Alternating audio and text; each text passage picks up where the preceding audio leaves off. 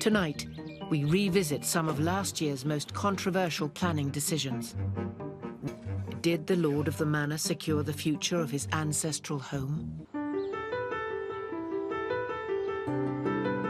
In May 2012, an extraordinary planning journey was about to start for a Gloucestershire couple and their 2-year-old son. What colour is that?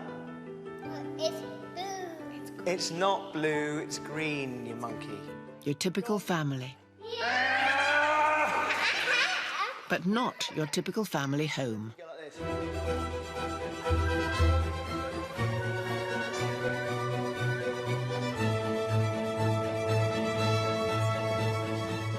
This is Elmore Court, an estate that's been owned by the baronetcy of Hynham since the 13th century, and following 13 generations is now the responsibility of Anselm Guise, the new lord of the manor. I came here 5 years ago, and my uncle passed away in May 2007, but we've been here for a lot longer. We've been here for 750 years.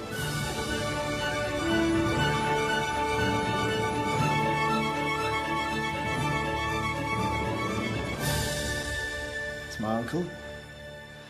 There's my grandfather's little boy with the red hair, and my great-grandfather, which is... If Anselm thought that the family pile would come with piles of cash, he was wrong. The 13 cottages and 6 farms on his 1,250-acre estate are not covering the upkeep of the house. The running costs are about £165,000 a year. What's happening is that I'm just getting more and more overdrawn, and we sell something. And since I've been here, we sold a few pictures, we sold a cottage, you know, and the estate is just going to shrink and shrink and shrink. So Anselm has come up with a plan. He has applied to build a wedding venue behind the mansion. The £600,000 he aims to turn over from the new business would put Elmore Court back in the black. In order to do events here, we want to hold the events outside of the main house, because the house is very old and historic and all the rest of it. To break even, the proposed venue would have to be used at least 50 times a year, meaning an event most weekends and a lot of potential noise. And objections from local residents have started to arrive on planner Ellie Jackson's desk. We've had 3 objections so far from neighbours. One of their main worries is the potential for noise and loud music. They could make a very good case that the noise and disturbance is going to outweigh the benefits of this scheme, so it is something where it's unsure as to which way it'll go now. And Anselm's reputation as a former DJ and festival organiser is not helping his cause. People are worried. And, you know, we did have a party here once, but that was 4 years ago, over 4 years ago. One party in 5 years that's really kind of, which was quite noisy. But I've got, you know, 1, almost 2 kids now. We're going to be living here. We can't have noise happening right by the house. And a comet. It's going to make it a comet. To silence his neighbours, Anselm's come up with an idea. He wants to soundproof his venue using an ancient rammed earth technique with mud from beneath the fields of his estate. This is a kind of mini version of the real deal. You essentially just put a layer of our earth, and then you do another layer, and you keep building it up until you've gone right up to the top. It's quite experimental and a bit crazy that we're doing it, but I think it's going to be amazing. How unfit I am. God.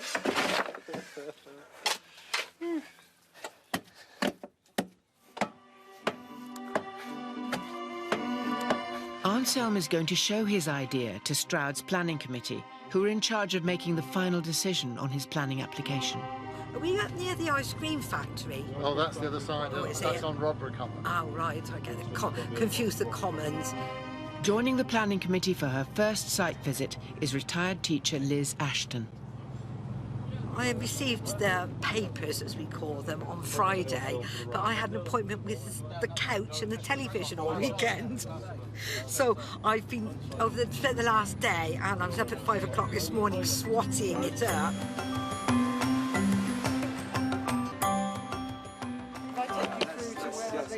Can we follow Eleanor then? The applicant is now proposing to use the house for wedding ceremonies.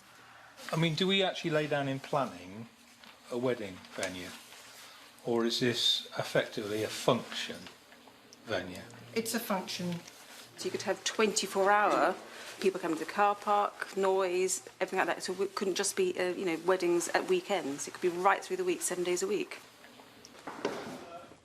The time has finally come to introduce Anselm's noise abatement strategy to the councillors. Could I please draw to your attention a section of rammed earth walling? Was that just for environmental reasons, was it? You know, that it's sustainable? Noise, mainly noise. Oh, it's good for noise, is it? Yeah. If we don't get it, what will I do? I don't know. I mean, it'd be bad for, I mean, you know, all the people working here would probably have to stop working because I won't be able to afford to keep paying their salaries. It's very much in the hands of the councillors once something goes to committee. So it has the potential to go very right and also the potential to go very wrong.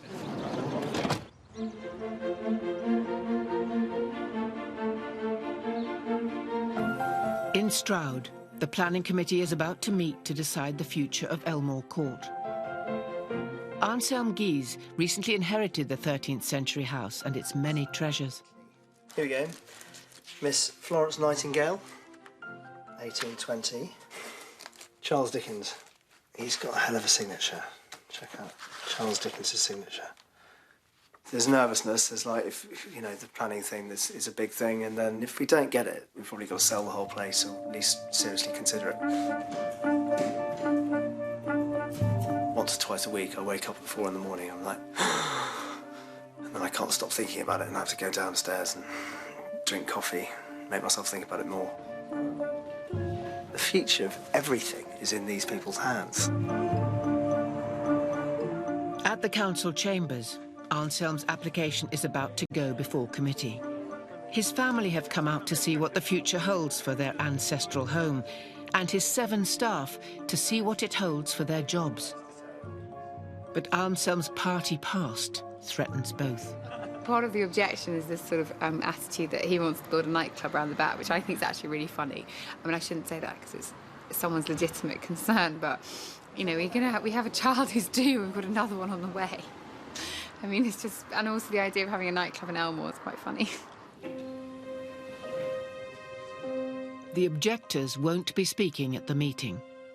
They're hoping that the planners' reports raise their worries about noise. Anselm has 3 minutes to present his case. I believe there is someone who would like to speak on behalf of the application. Would you come forward now, please? Dear committee members, my family has been living at Elmore for 750 years. The house was built to entertain, so the plan is to primarily create a catered event space. It has been designed so that when music is played inside it, it'll actually be quieter than the sound of someone breathing normally in the gardens of our neighbours. Should you grant us permission, we will create something that is great for Elmore. Please give us the green light to do this. Thank you.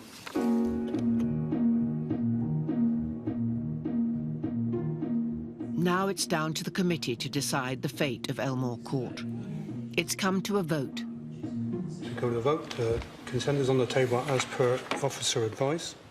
All those in favour, please show. That is unanimous. Mr. Skill.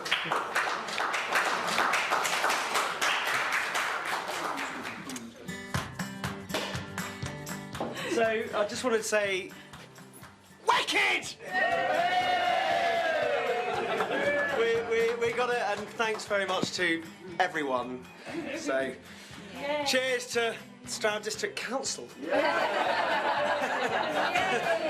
Hey! Well done, Anselm.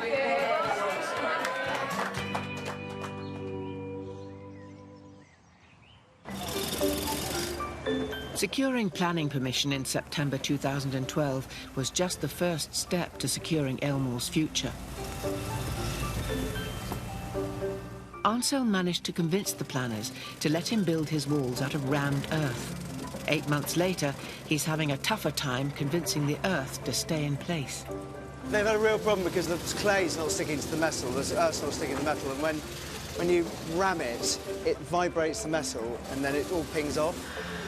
But this is the entrance, so it's got to look like this.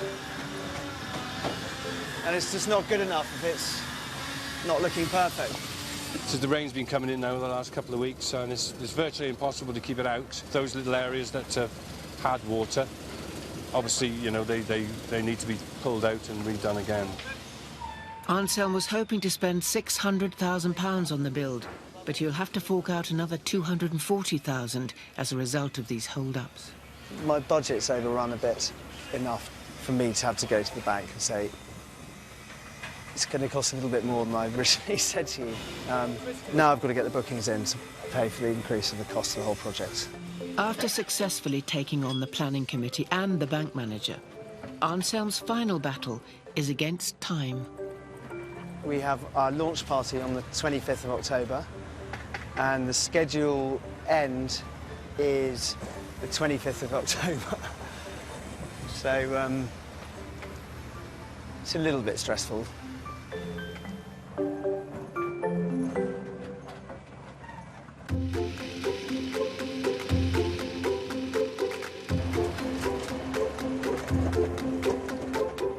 In Elmore, Gloucestershire, Anselm Guise is still trying to catch up with the building schedule for his new party venue. Got my lighter? Yes. Really need to smoke a lot at the moment. Anselm has invited the great and the good of Gloucestershire to the opening party of the new building, which is due to take place in just 48 hours. But for now, the place is still a building site. The glass was supposed to arrive day before yesterday. Didn't arrive. Didn't arrive yesterday. I got a text message from John at 4 o'clock this morning saying I'm going up to Birmingham to go and get it. I'll be there at 6 and I'll be back at 8:30. And it's going in now, so just in the nick of time.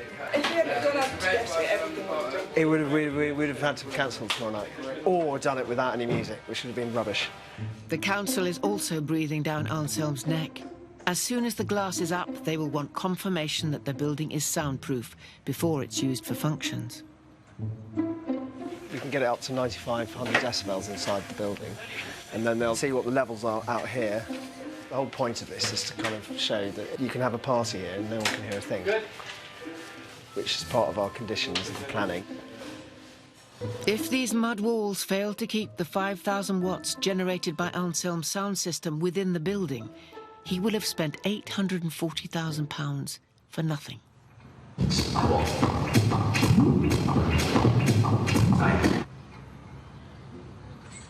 Okay, so 50, 32. 32? It's quite a big drop. It is, yeah. Yeah, it gets really flat for some reason. Yeah, it's weird. You still have the fly on your moustache. It's a spider. I want to go outside and see what it sounds like outside.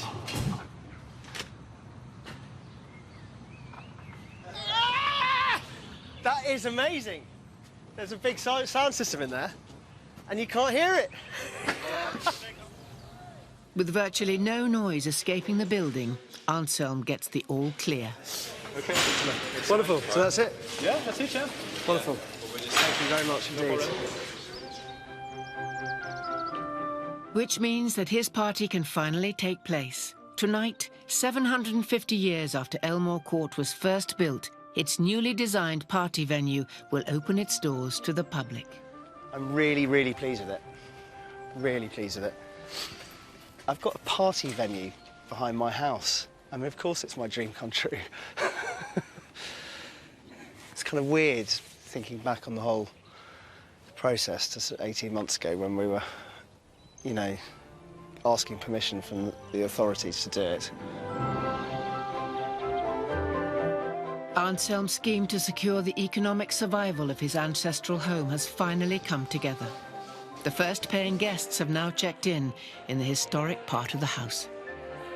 There's a couple of guests staying here, and the spreadsheet had them the wrong way around, so I went upstairs and showed this lady called Mel her room, and I just walked into the room, and there's another girl I've never met and her boyfriend having a little moment on the bed.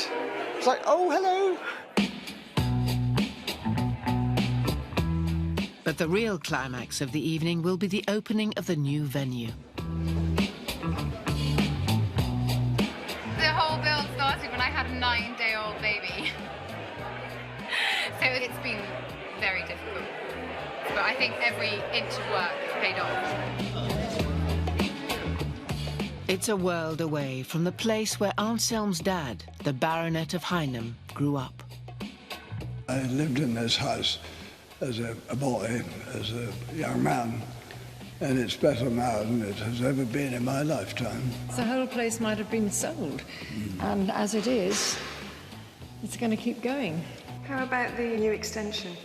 Amazing, amazing, isn't it? Noisy.